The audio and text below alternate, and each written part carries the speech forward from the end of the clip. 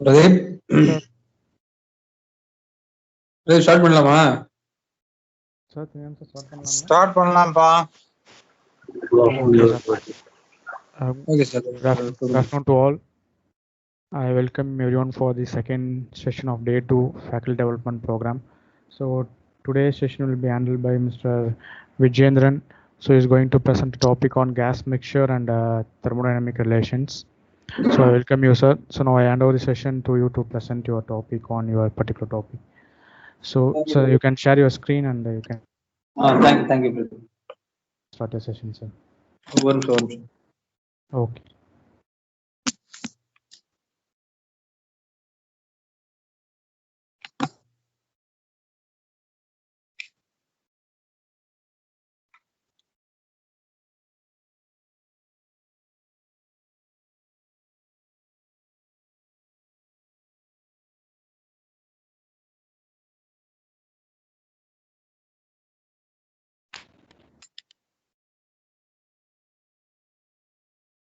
Share பண்ணிட்டீங்களா sir? ஒரு நிமிஷம் பிரதீப். Share Okay, okay.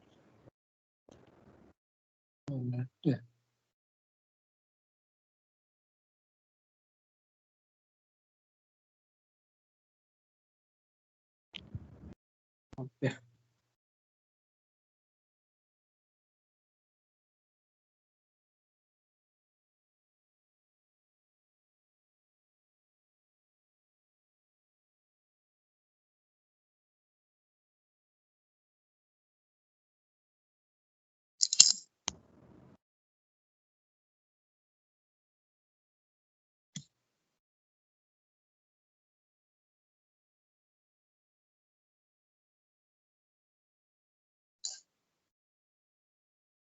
ஒரு நிமிஷம் ஸ்கிரீன் ஷேர் பண்ணுங்க.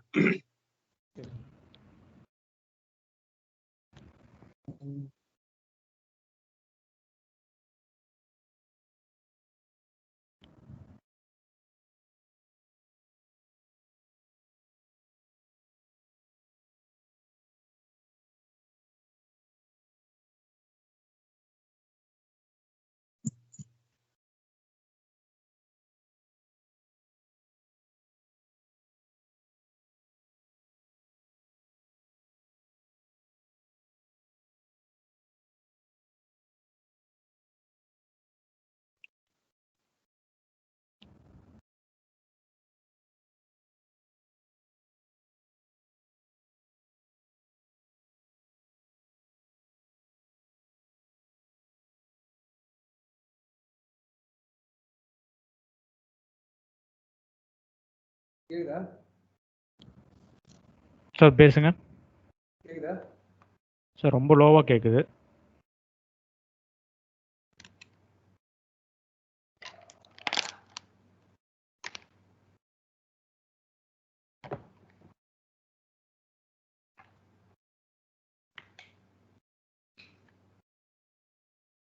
சார் ஒரு நிமிஷம். ஸ்கிரீன் இன்னும் ஷேர் ஆகுது.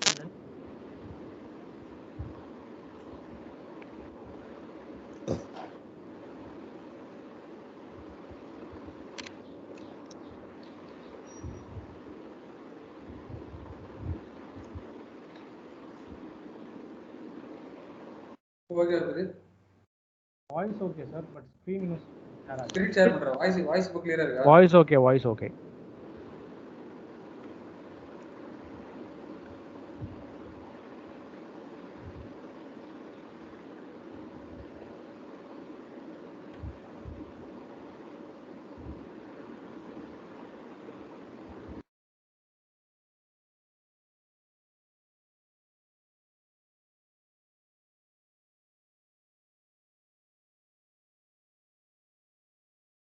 கரெக்ட்டா? இல்லைங்க சார், இன்னும் ஆகல. Okay okay sir. Okay sir, share ஆயிடுச்சு. நீங்கள் ஃபுல் ஸ்க்ரீன் மட்டும் கொடுத்துக்கோங்க.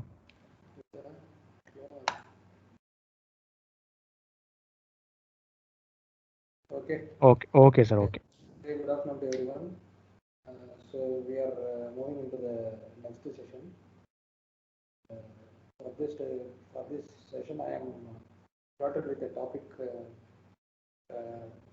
thermodynamic property relation and the gas mixtures. So hopefully this topic we may have only very few derivations as a part of the student side, like Joule Thomson, Maxwell, Clapeyron, other Maxwell relation. All these things will come under this property relation. And why we have to go for this property relation? Before going here, let me just finish the yesterday's part, that is steady flow energy equation, where we have left out some very minimum thing what we have to know about that steady flow energy equation, like what is the mass balance and energy balance, and how it has been evolved as a equation when you are applying all the energies to put together in any thermodynamic system. So in that way, I will just recall.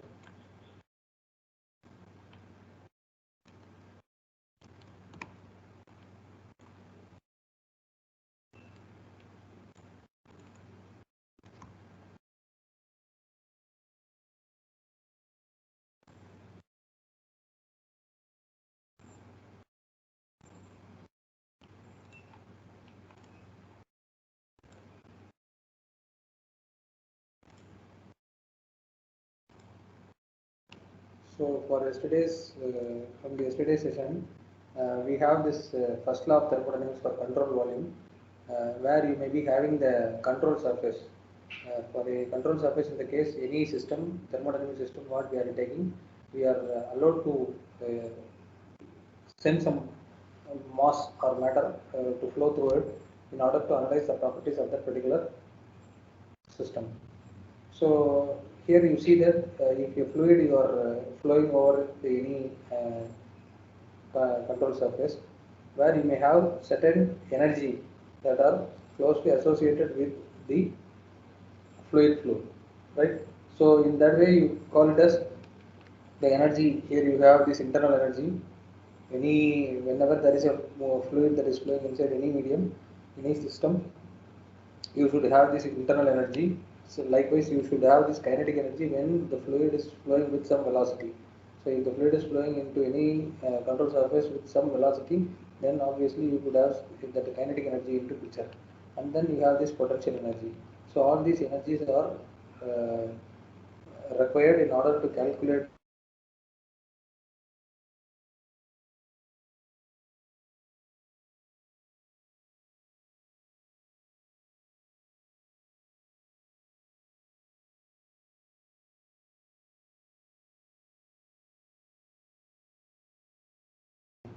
add the work what it is done by the system or what the work you are giving to that system.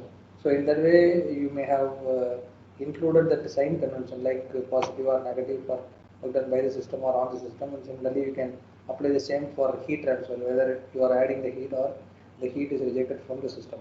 So in that analysis you can put all these together and you can form up an steady flow energy equation. Once you should be very clear that steady flow energy equation, if you are about to study that particular part, you should all the way remember that there won't be any change in the property of the fluid with respect to the time.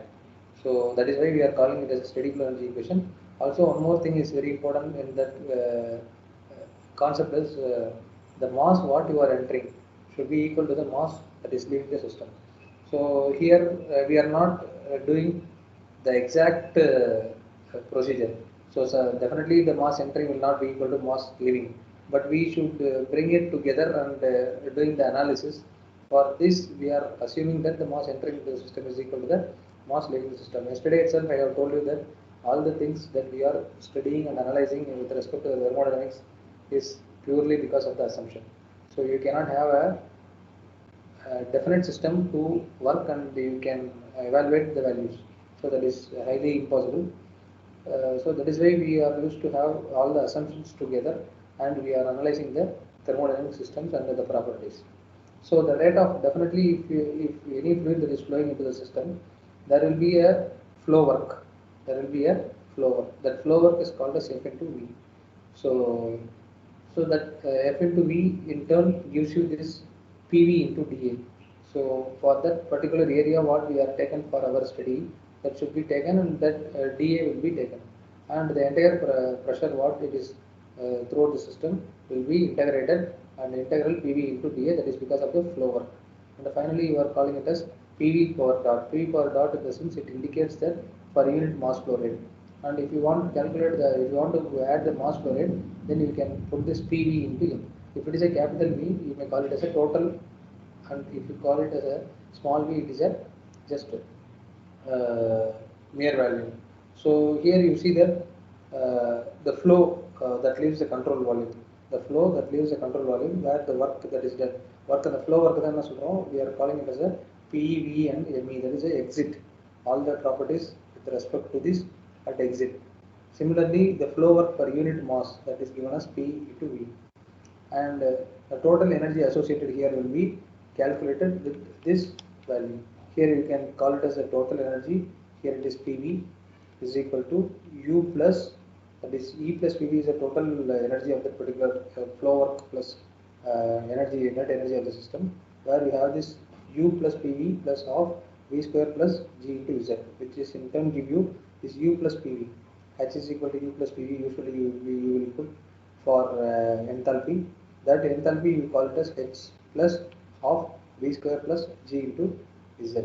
So from this only you are deriving the equation for steady flow energy equation. So here you see that there are some assumptions, set of assumptions that leads to be a reasonable model for this type of process. So what are the assumptions we have to take? So the control volume does not move related to the coordinate frame.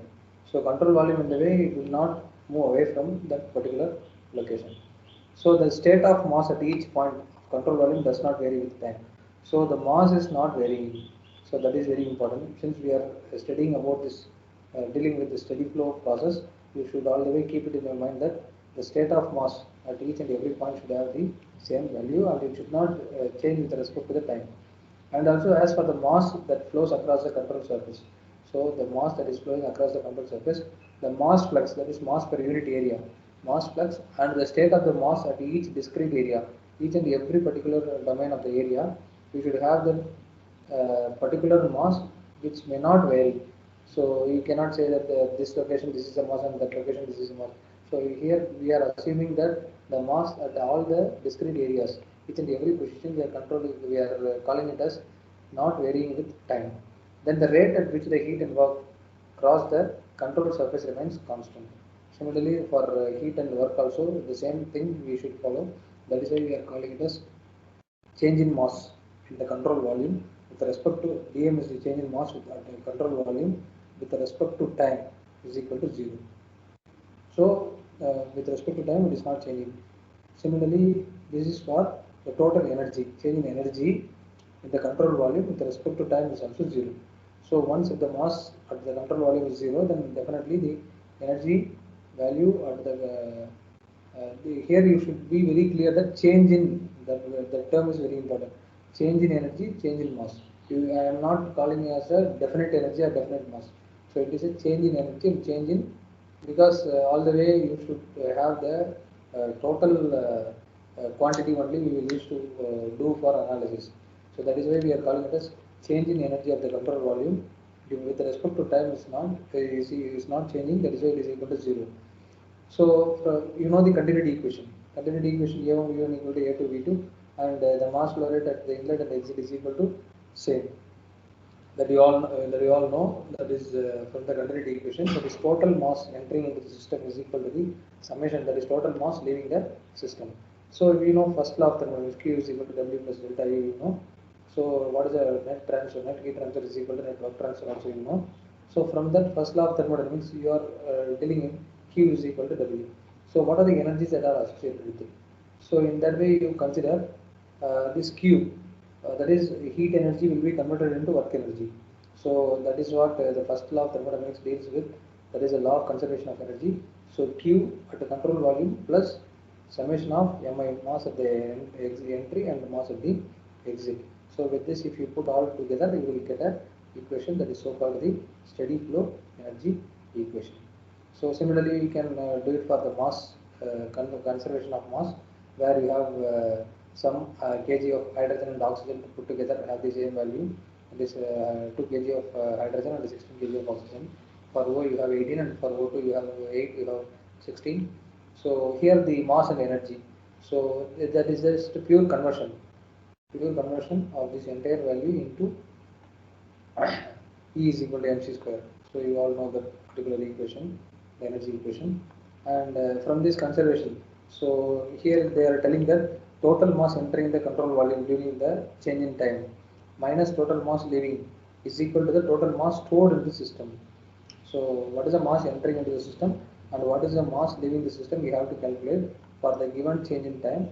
And in that way, if you calculate, you have the value, that is the net change in mass within the control volume. This may be termed it as net change in mass within the control volume during delta t, or you may call it as the energy stored in the control volume during the particular time period. So mass balance for steady flow, here you see that here there is a container where you have two passages at the entry and you have the other passage at the exit. So here 2 kg per second of mass is flowing, here 3 kg per second of mass is flowing. Though the mass flow rate varies at both the passages, but once if the value that is coming out of that particular system may have the combined value of 5 kg per second. So here the equilibrium cannot be maintained like 2 kg and 3 kg may mixed up together and they will form an equilibrium. It is not that way. So you have to sum up this M1 and M2 and you are getting the total amount of mass flow rate at 5 kg per second. That is what we are calling it as the conservation of mass. As like the conservation of energy, you have the energy entering into the system is equal to the energy leaving the system. We have the conservation of mass where the total amount of mass entering into the system is equal to the total amount of mass leaving the system. So in that way only flow work all the way, you know the piston that is working with in a control volume, in a volume where what is the pressure that is built up and what is the mass of the air that you are going to push or pull down. So in that way, if you consider the fluid pressure, you know that P and the cross sectional area and mass per liter, everything is given here. For this only we are calculating the control volume. You all know that with this area and length, stroke length, we have discussed in the previous class. That is giving you the volume and the pressure and the mass. It is mandatory in order to calculate the flow work. So similarly, you have seen this total energy of the flowing fluid.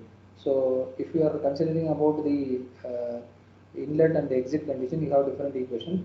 And if you want to calculate the total energy, that is the energy is equal to that is internal energy. Internal energy is a combination of flow work plus H is equal to U plus, that is internal energy plus PV. But here we are calling it as internal energy plus kinetic energy plus potential. These are some of the energies we know, and for these energies you have this particular equation.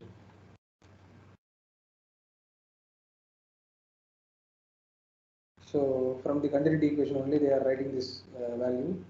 So energy in minus energy out, that is the rate of net energy transfer by heat and work. Change in energy of the system with respect to. Finally, you have to keep in your mind that that change in time with respect to the energy change for the particular system should not vary. That is why it is equal to 0. Then only you can call it as a steady flow energy equation. So for general steady flow energy equation, since you can see here, there is a hot water tank. For this hot water tank, they have an electric heating element. That element only is heating the water inside this tank. So heating element, for this heating element, we are giving the work as the input, right? For this heating element, we are giving the work as the input. So by that is externally we are giving the work in order to make this particular element to get hotter. So hot water that is coming in here, it is a cold water that is coming in at M1 and hot water that is coming out as M2. Both the value, that is a water coming in, if it is coming at 2 kg per second, definitely the value at the outlet M2 also should be 2 kg per second. And obviously you have this heat that will be lost because of the boundary, that is the material thermal conduction. Then only the material thermal conductivity, then only you have this heat loss, that is Q out. With that you can able to put the equation that is so called heat in plus work input plus total energy is equal to the theta is nothing but the total energy. So similarly here also total energy, here heat out and work out. So if you put all these together, you have this final equation, that is Q minus W, where you can put all this together and taking it to the other side. So finally you will get all these values for a single state device steady energy balance equation. For this particular equation, you will have this for device, you will have this equation. So this is all about for steady energy equation. This is just I want to touch up what we have missed in the yesterday's class, and then we will move on to see what is the thermodynamic relations. What are the thermodynamic relations that are available, and why we have to go for those thermodynamic relations. If we are not going for the thermodynamic relation, what will happen? What is the need for the thermodynamic relation? That is highly required. So you know that everyone will study that Joule-Thomson coefficient, Maxwell relation, all these things we will study. But we have to know why you have to do all those things. Why you have to study? On studying the Maxwell relation, what we can able to find out. On studying the Clapeyron equation, what we can able to find out. So in that way, you have to always keep in your mind while doing the thermodynamic property studies. So thermodynamic property relations. So property, you know, what are all the properties you have? Anybody please? Properties. Enna properties irukku namukku? Pressure, temperature, volume. So all these are the properties, thermodynamic properties. So we have to very clear that the property what we are studying, whether it is an intensive property or extensive property, for which property you are going to do the analysis, that also should be required before going into the subject.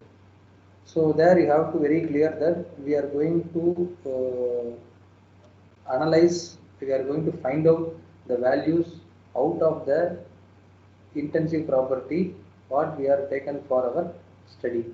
So in that intensive property, you see that the expressions we are going to develop are all based on the state postulate. So based on the state, you have these temperature, pressure values. Based on the state where that particular system is, will have the definite values for temperature and pressure. And also the substance should be compressible. Compressible substance, you know, it is a like gas phase. So compressible substance. So compressible substance, you can take up the values directly with some known functions. Otherwise, you cannot able to calculate the values directly. Suppose if you want to calculate the value of entropy or enthalpy, you cannot calculate directly. So for which, what are the functions that are dependent on that particular value? Suppose if you say, you know that what is internal energy. So what is a factor that is dependent on internal energy? Or internal energy depend on what factor? You know that. That is temperature, volume. So these are all some of the functions where the internal energy depends on. Internal energy depends on temperature, volume, all these things. Similarly, enthalpy you take, it is pressure, temperature, all these things will come. So in that way only you have to go for thermodynamic property relation analysis. So in that the properties, see here for example I am giving you z is equal to z of x comma y.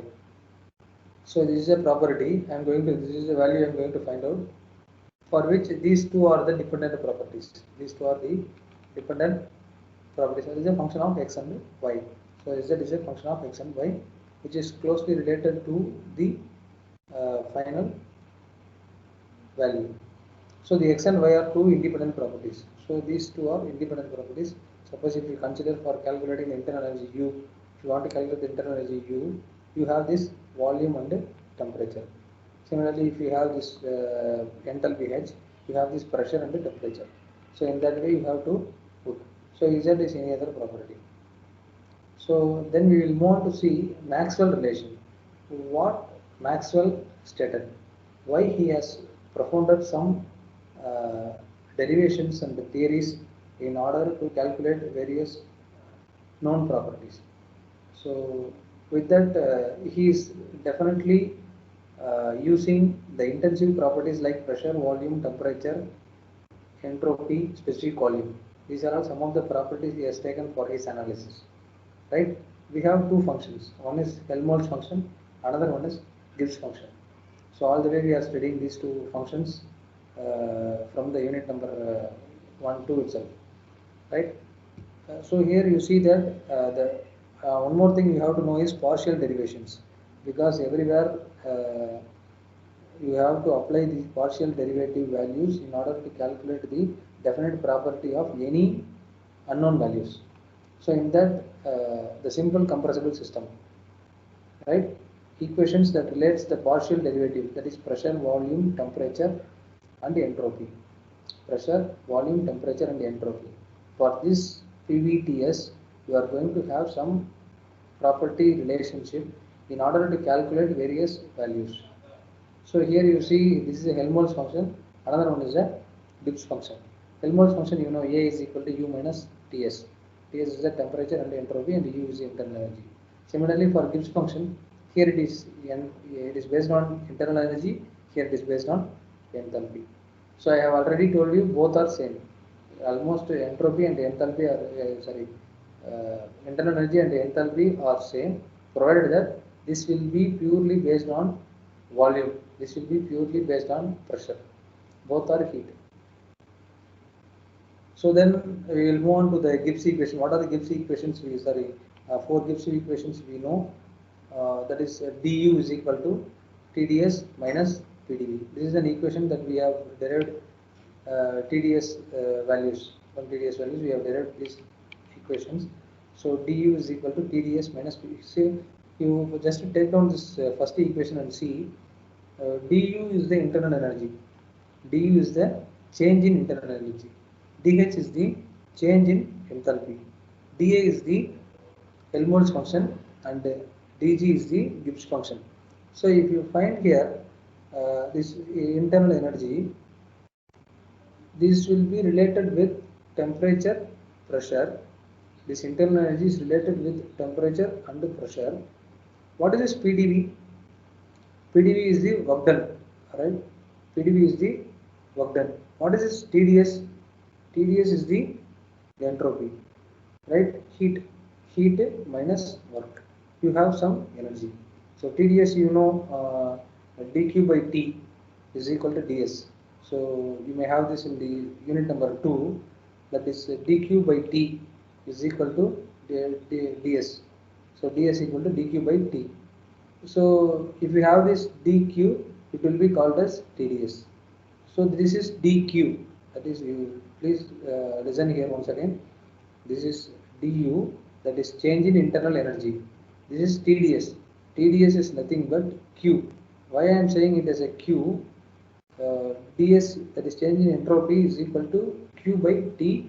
From the Carnot cycle you can get to know this TdS.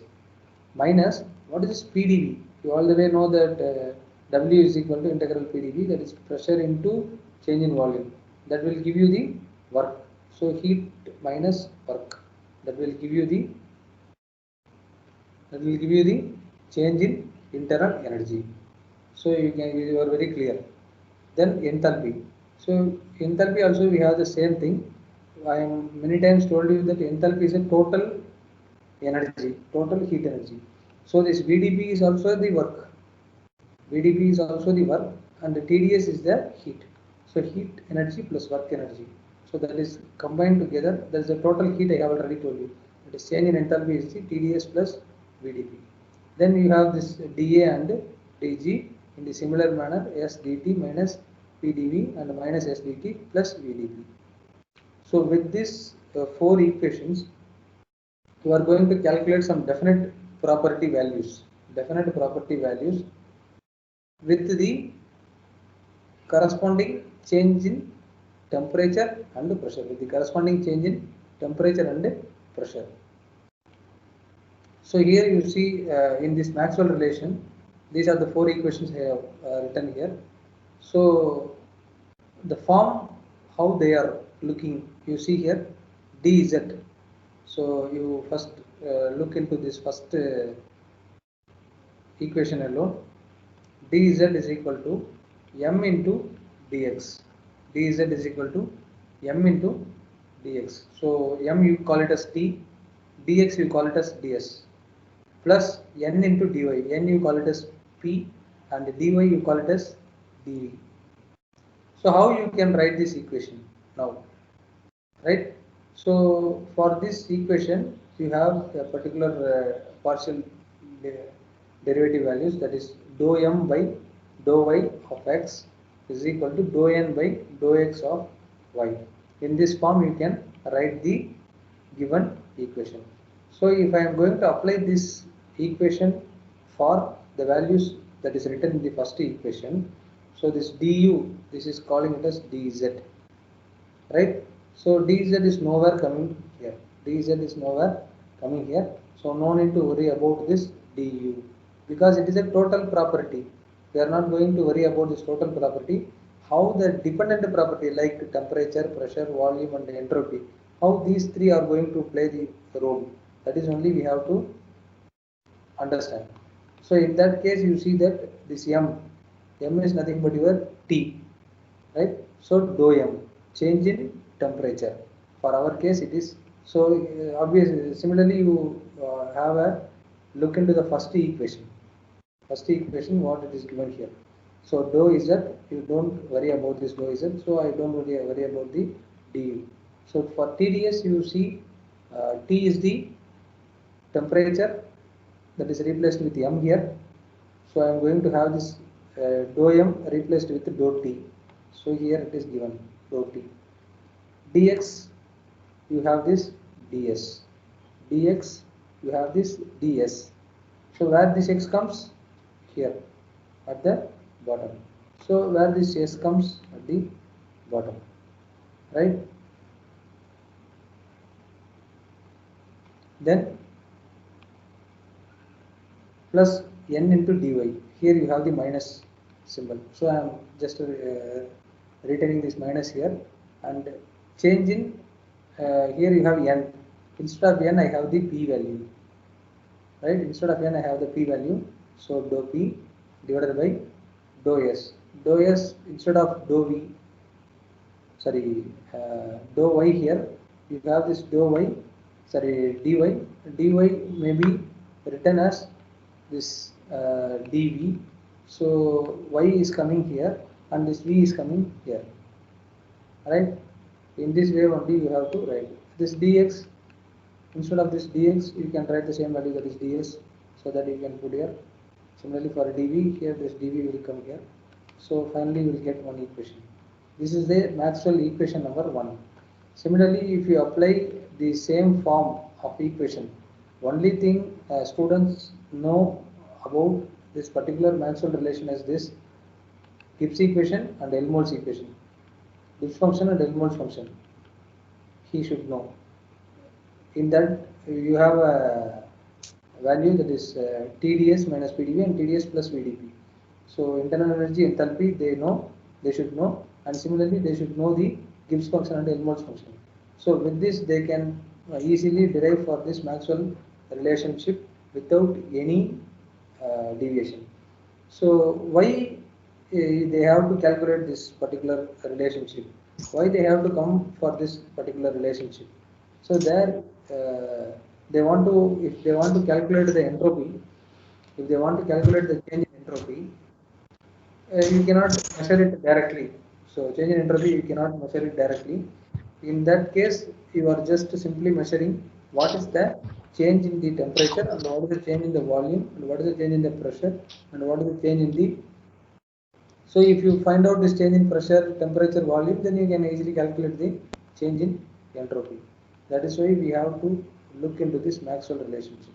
So if you want to calculate the change in entropy, you can go with, because you see in every equation you have this change in entropy. So here also you have this ds, here also you have this ds, here also you have this ds, and here also you have this ds. In order to calculate the change in entropy with respect to all this PV, T, we are calculating the change in entropy. This is the observation from the Maxwell equation. R homes are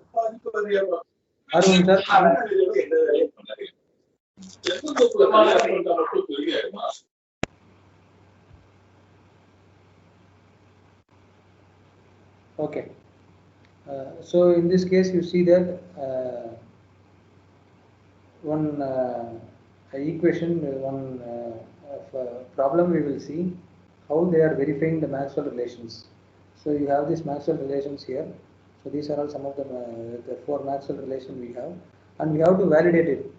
How these equations, whether they are putting in correct form or not. So that can be easily validated. So for that validation, you have this. They are verifying the last equation, that is change in entropy with respect to change in pressure at a constant temperature is equal to the negative change in volume with respect to change in temperature at constant pressure. For this, you have the equation. In the equation, I am going to validate and verify this equation. So in order to verify this equation, we are given with a steam at 250 degrees Celsius under 300 kilopascal. The pressure and the temperature of the steam is given. So I don't know what is the change in, they are just giving the definite values. Steam water temperature and the pressure directly given. I am going to calculate what is the change in that is a entropy, change in pressure, change in volume and change in temperature. So I don't know for this particular complete set, I don't know how to evaluate it. So just I am going to take the values from the steam table and I can calculate it. So you know this dou S is nothing but the delta S. Delta S in the way change in entropy at inlet and exit. Similarly, here the pressure at in and out. Similarly, change in volume at in and out, change in temperature at in and out. So for this, I know only the temperature and the pressure. So in all the validation and verification, we are going to have the temperature. Suppose if it is given here 300 kilopascal, I am taking 100 kilopascal at the next and 100 kilopascal at the previous. So here I am just taking 100, 400 and 200 because the value given is 300. Suppose if it is given 400, I may take 300 and 500. So in that way I am just doing the analysis. So for entropy at 400 kilopascal I have to calculate. Entropy at 400 kilopascal I have to calculate. Temperature 250. Right, நம்ம steam table பார்த்துடுப்போம் உங்களுக்கு தெரியும். Steam table for 400 kilopascal whether it is superheated or saturated we will see. So suppose if it is superheated, probably it will be a superheated steam only. So there you will take for 400 kilopascal at 250 degrees Celsius what is the entropy. So that value they are putting at 7.3804. Similarly here for entropy at 200 kilopascal. For 200 kilopascal at 250 degrees Celsius what is the entropy. So that value I will put here. Similarly at the down you have this change in pressure, that is 400 minus 200. So you know that 200 kilopascal, right, is equal to, right, minus of the given equation is the so dou V by dou T of P. So dou V is nothing but the change in specific volume. So here as like we have put this value for entropy, you can put this value for change in specific volume. Once again you have to go back to the steam table and you have to take the specific volume. Since here it is given as 250, I am going to take for 200 and 300. 50 degrees Celsius before and after I am taking. That is in that way only here what the value I am taking, that difference only should be provided here. So you can take any value, that is no problem. Whether you may ask whether I can take 350 and 250, no problem, you can take, right? But if the given is 250, so if you go if you want to do the approximation, you may go for 150 and here you can go for 200 100 value before and 100 value after. So 150, here it is 350. That value also you can put. Here 150, here 350 you can put. No problem. So in the same value only you have to put here itself also. That is why the deviation will not be much. So it is, I think hopefully you might have understand what I am telling. Alright. So the P is equal to 300 kilopascal. At 300 kilopascal pressure for 200 degrees Celsius and 300 degrees Celsius, what is the specific volume? You have to specify here. And if you put all these together, finally the value will come minus 0.00165 and minus 0.00159. So it will be very closely verified and validated. So very minimum deviation only is there. So that deviation will not be taken for analysis, and there won't be any much impact of that particular deviation. That is a very negligible deviation only is there in the third and fourth digit only. They have that particular deviation. So this is why we have gone for this Maxwell relation. Then Clapeyron equation. So as like Maxwell equation, you have this Clapeyron equation. So he is the next person to Maxwell. Maxwell suggested the value for what is so called entropy. Maxwell is giving that equation to calculate the entropy value with known temperature, volume and pressure values. But for this case, that is for Clapeyron case. So what he is coming to say, why he has given some equation, what you are going to calculate from that particular Clapeyron equation. All right. So in that Clapeyron equation, you have to know that what is the change in enthalpy? What is the change in enthalpy? What is the change in enthalpy? We will discuss. Enthalpy of vaporization. Enthalpy of vaporization in the way, you know that there will be a phase change. There will be a phase change when you are supposed to give some heat. So if you are adding or removing heat, there will be a phase change. So during that phase change, probably you might have studied that phase change in the previous session itself. So during that phase change, the latent heat of evaporation you might have studied. Latent heat of evaporation. In the latent heat of evaporation, you may have that HFG, that is during the phase change from liquid to vapor. So that is your so-called latent heat of vaporization. That is enthalpy of vaporization, HFG. For that HFG, how I can calculate from the known value of pressure, volume and temperature. With the pressure, volume and temperature, how I can able to calculate. Here you see entropy. We have calculated entropy with known value of temperature, pressure and volume. Here we are going to calculate the enthalpy of vaporization with the known volume of pressure, volume and temperature. For this also I am going to make use of the Maxwell equation only. The Maxwell equation, third equation I am taking and writing here. Change in pressure with respect to temperature. Change in pressure with respect to temperature at constant volume is equal to change in entropy with respect to change in volume at constant temperature. Right? So you know that during the phase change, so you have that pressure that is so called the saturation pressure. You have the pressure that is so called the saturation pressure, and temperature you have the saturation temperature. Phase change நடக்கும்போது அதாவது இந்த HFG இந்த இடத்துல இந்த liquid to vapor மாறுது or vapor to liquid மாறுது. Either of the way you take, either it is liquid to vapor or vapor to liquid or vapor solid to vapor, anything you take, no problem. So during that particular phase change, either it may be solid to liquid கூட இருக்கலாம், எது வேணா இருக்கலாம். So in that particular term, you may call it as pressure as a function of temperature. Pressure as a function of temperature. And you know that the pressure is the saturation, which always depends on the temperature only. That saturation pressure will always depends on temperature. We used to call 100 degree as the boiling point, right? 100 degree as the boiling point for water at 1 atmospheric pressure, right? 1 atmospheric pressure. Suppose if the pressure varies, suppose if it is 2 atmospheric pressure, definitely that saturation temperature, that is that the boiling point temperature will also vary, correct? So if it is changing in that way, that is why we are telling that the saturation pressure, which is depending on the temperature only, saturation pressure that is depending on the temperature only, and it is independent of the specific volume. Whatever volume you may take, no problem. So 1 liter of water I am taking and allowing it to boil, even at 1 atmospheric pressure or 100 atmospheric pressure, whatever it may be, according to the temperature and the pressure only you are going to have the changes of enthalpy of evaporation. With respect to volume, it is nothing to play with volume, right? You have to be very focused with the change in temperature and the change in pressure. So that is why in this diagram, that is PT diagram for a Clausius Clapeyron equation, the triple point temperature, where we have given this phase change diagram.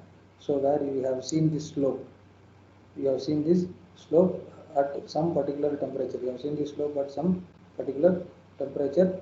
You may have this dou P by dou T of saturation, dou P by dou T of saturation. So dou P by dou T of saturation is equal to constant. Okay, at any point you take, change in pressure with respect to change in temperature is a constant value only.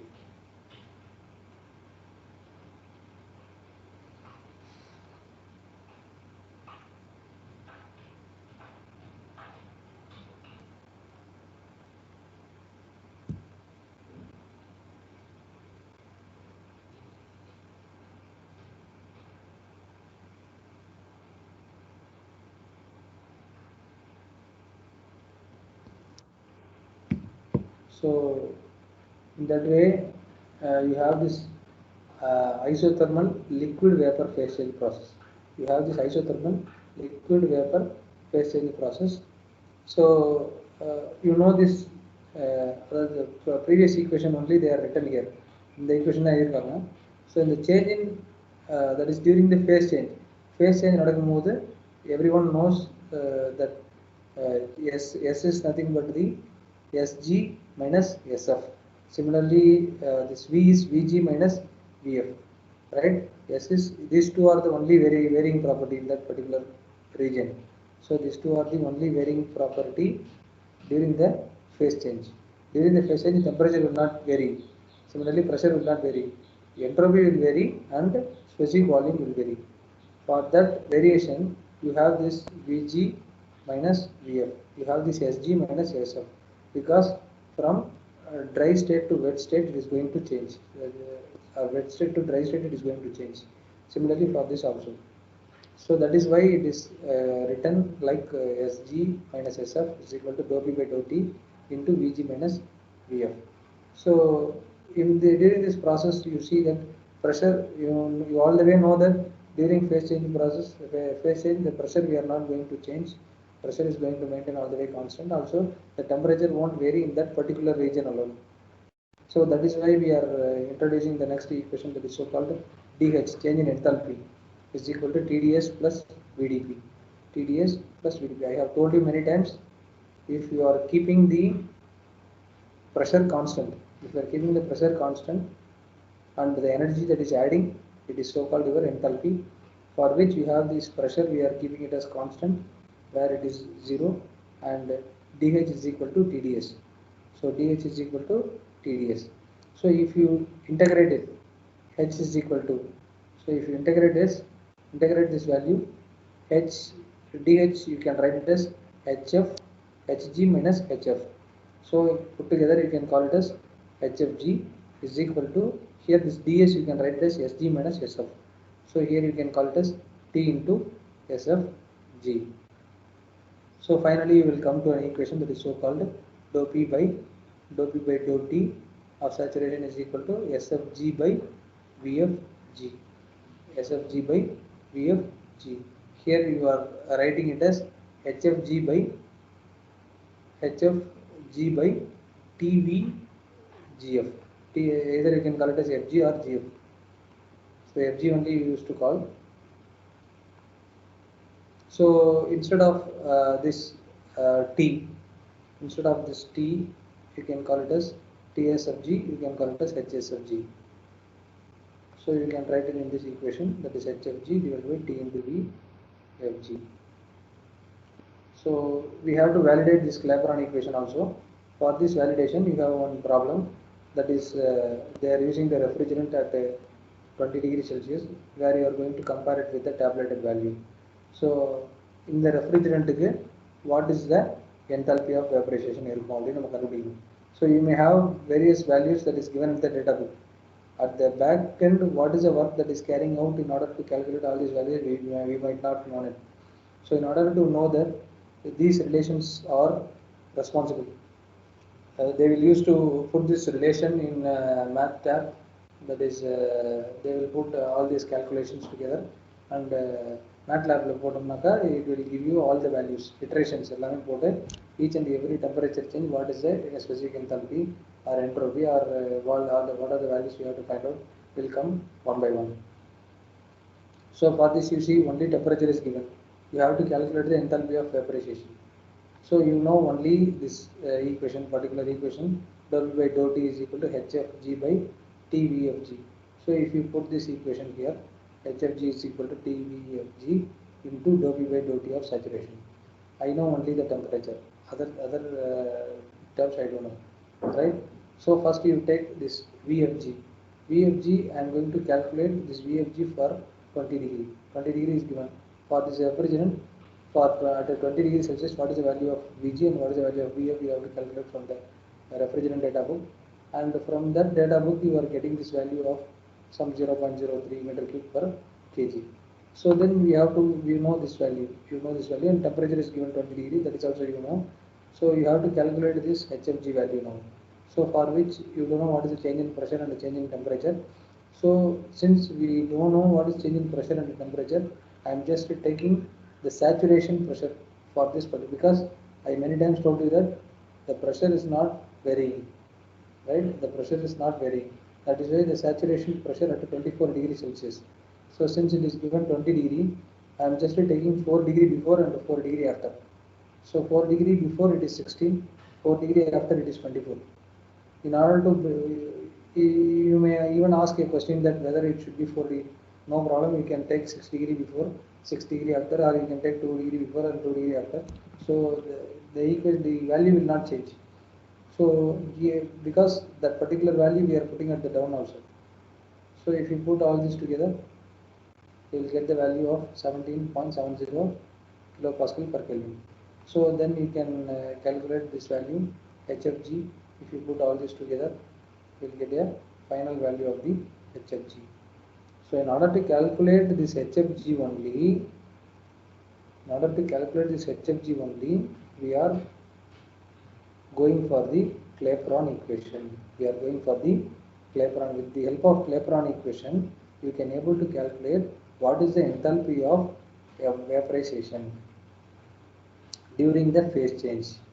Even since it is vaporization, you are telling that itself phase change only.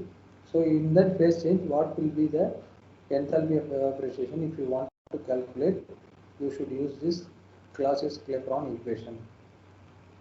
So then similarly you have some different other relations are there, some general relations, that is changes in internal energy, enthalpy, entropy, all these things are there. So for internal energy only I have put up some value here. That is the internal energy, you know, I have already told you it is a function of temperature and volume. Internal energy is a function of temperature and volume, where this internal energy is equal to U into T comma V, where this du.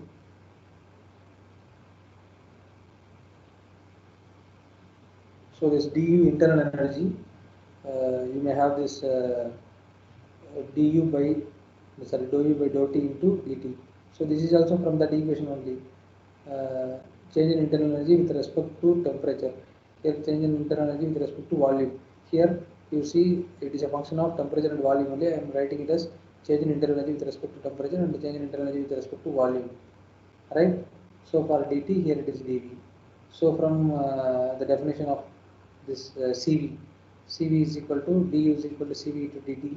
CV into dt, you know, that is a specific heat at constant volume, where you have this dou u by dou v of T into dv, same value I am putting here.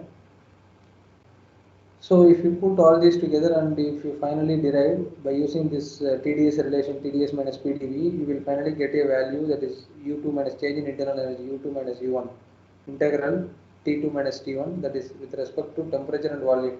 So one thing you should all the way remember, it should be dependent on the temperature and volume limits. So that is what I am telling, Cv dt dou P by dou T of V minus P into dV. So similarly you have for internal energy change, enthalpy change and entropy change. For all these changes you may put this Cv. So here also you can get clarified that for internal energy you have this Cv and for enthalpy you have this Cp. For entropy you have this Cp by T.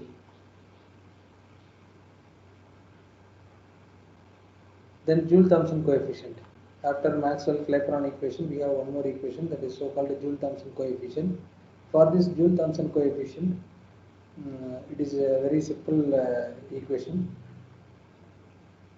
That is the enthalpy. The enthalpy of the fluid should approximately remain constant during such a throttling process. Throttling process may be otherwise called as free expansion process. You might have observed it in many places. If the air that is coming out of the minute hole, you may feel that temperature drop. You may feel that temperature drop in that particular medium that is coming out of that minute hole. That is your enthalpy of that particular fluid. How it is remaining constant? Since the enthalpy remaining constant, so that is what we are calling it as the no work done process. There is no work done process. Maybe only we are calling the throttling process is the no work process. So that here it is also given that the large drop in temperature as a result of throttling. So even in volleyball, even in balls you take, or you can take the cycle or vehicle pumped. So you can feel the temperature drop when it is coming out of a small holes. So the temperature behavior of the fluid during the throttling, that is when enthalpy remains constant, this will be called as mu, that is Joule-Thomson coefficient, change in temperature with respect to change in pressure at a constant enthalpy. So in பாருங்க இந்த enthalpy constant வச்சுட்டாங்க fix பண்ணிட்டாங்க. So அவங்க என்ன நடக்கும், change in temperature நடக்கும், change in pressure. We are calling this drop in its temperature, that is a change in temperature, and the change in pressure will also be there. Corresponding change in pressure only will take place. So Joule-Thomson coefficient. So where you have this change in temperature with pressure during the constant enthalpy process, that is what they are telling. So they have this Joule-Thomson inversion line is given here. So what is the maximum inversion temperature, and through this inversion line you can able to understand that Joule-Thomson coefficient, whether it will become less than 0 or it is greater than 0. These are all the enthalpy constant lines. So if this Joule-Thomson coefficient is less than 0, the temperature will increase. If the Joule-Thomson coefficient is equal to 0, the temperature remains constant. And if the Joule-Thomson coefficient is greater than 0, the temperature decreases. So here if you put all these together, if you analyze this equation, you can easily understand what is the change in temperature and pressure. So I am just focusing on the Joule-Thomson coefficient with respect to the temperature, whether it increases or constant. If there is a Joule-Thomson coefficient is equal to 0, so this when this equal to 0, the change in pressure and change in, if there is no change in pressure, it is equal to 0. Sorry, no change in temperature, it is equal to 0. Definitely there will be a change in temperature. So that is why the temperature remains constant, and greater than 0 temperature decreases. So finally you are having this equation dH is equal to Cp dt. So here we may have this dH is equal to Cp dt, V minus T dV by dt, P into dP. So this is about the enthalpy. From this enthalpy only we are calling this Joule-Thomson coefficient equation, that is 1 by Cp into V minus T dou V by dou T of P. So then in gas mixtures, I am just touching the gas mixture. You just know how to calculate the mass fraction and the mole fraction, where you have given with H2 plus O2, that is 6 kg of H2 and 32 kg of O2 is given. Together we are getting this H2O2, where we may having 38 kg. So in order to describe the composition of the mixture, You may call it in two ways. One is molar analysis, another one is gravimetric analysis. Molar analysis and another one is gravimetric analysis. What is the loss in mass? Similarly, what is the loss in what is the gain in molar mass? So the mass of the mixture, there is a number of moles of the mixture. So there is a individual mass of the component 6, that is an individual. So that is, if you put all these together, there is a summation of mass of the mixture. Similarly, this is a summation of mass of the moles of each individual component. Similarly, the ratio of the mass of the individual, if you want to calculate this particular total length, particular value மட்டும் எனக்கு வேணும் அப்படின்னா, suppose if this H2O2 மட்டும் இருக்கு அப்படின்னா, particular mass fraction மட்டும் எனக்கு வேணும் அப்படின்னா, I can put this mass of the individual component divided by total mass of the mixture. Total mass of the mixture நான் போட்டேன் அப்படின்னா, I can get the individual mass fraction. Similarly for molar concentration. So individual molar value total molar value கூட individual molar value வச்சு அதோட fraction எவ்வளவுங்கிறத I can able to calculate. For which I have a problem. With this problem we will complete. So the gas mixture which is having 3 kg of oxygen, 5 kg of nitrogen and 12 kg of CH4. So the mass fraction of each component, the mole fraction of each component, methane, ethane, whatever it is given, you can take, no problem. Only thing you have to know what is the mass that is given for that particular value of that chemical. So here for oxygen 3 kg, nitrogen 5 kg and CH4 is 12 kg. So here you have to calculate the entire value, that is the mass of the entire mixture, oxygen, nitrogen plus CH4 you put together, you have 20 kg. If you want to calculate the mass fraction of each component, ஒரு component fraction மொத்தம் 20ல இது எவ்வளவு இருக்கு ஃபிராக்ஷன்ல வேணும் அப்படின்னா 3/20, 5/20, 12/20 போட்டீங்கன்னா you will get what is the fraction of each and every component. So 15% of this thing, 25% of this thing, and 60% of CH4 is there in the total mixture. Similarly for number of moles, so mass of this particular oxygen divided by mass of this O2, so that is total mass by individual mass போட்டீங்கன்னாக்கா you will get the particular value kilomole ல கிடைக்கும். So for each and every component you can put in that way. If you want to have the total value, so molar fraction of the total value, you can put all these three together and add, you will get the value of the final value. So similarly the concentration, molar concentration you have for individual component as like in the previous case, 9%, 17% and 73% we have. So the average molar mass and the gas constant of that particular mixture. So that is also you can able to calculate. So average molar mass, if you want to calculate mass of the mixture divided by number of moles of the mixture. So putting average molar mass கிடைச்சிரும். So அதை வச்சுக்கிட்டு you can put the total போடணும் அப்படின்னா இந்த மாதிரி equation நீங்கள் போட்டு you can able to easily calculate. ஏதாவது இந்த மாதிரி ஒரே இதில் போட்டு கண்டுபிடிக்கலாம். அது இந்த மாதிரி ஈக்குவேஷன்ஸில் போட்டு each and every moles into mass போட்டிங்க அப்படின்னா, concentration into mass போட்டிங்க அப்படின்னா you will get the final value. So if we want to calculate the gas constant also for each and every individual molecule, gas constant of the particular mass of that mixture, you can call it as or universal gas constant to the mass of the total mass of the mixture. You can put together and calculate these values. So this is a basic, you have to tell to the students to calculate how to calculate the molar mass fraction, mole fraction, molar concentration, all these things, and so that only they can able to solve the problems related to this mass fraction and mole fraction in the gas mixtures. Thank you. Thank you, sir.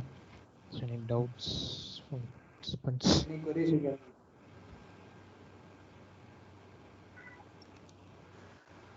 So வழக்கம் போல இந்த doubt clarification அது இல்ல என்னப்பா?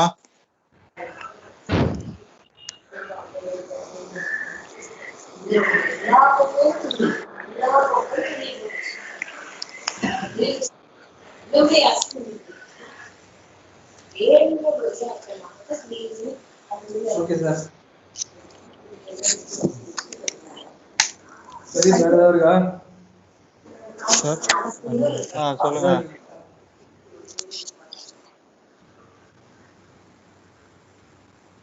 Vijayan sir பேசுங்க sir, அதை பேசுங்க. Shall we wind up, sir? Yeah, we can wind up. Thank you, Vijay, for nice presentation. Okay, thank you. Thank you, Thank Jayendran. you, sir. Thank you all. Thank you. Thank you, sir. Thank you, sir. Thank you, sir.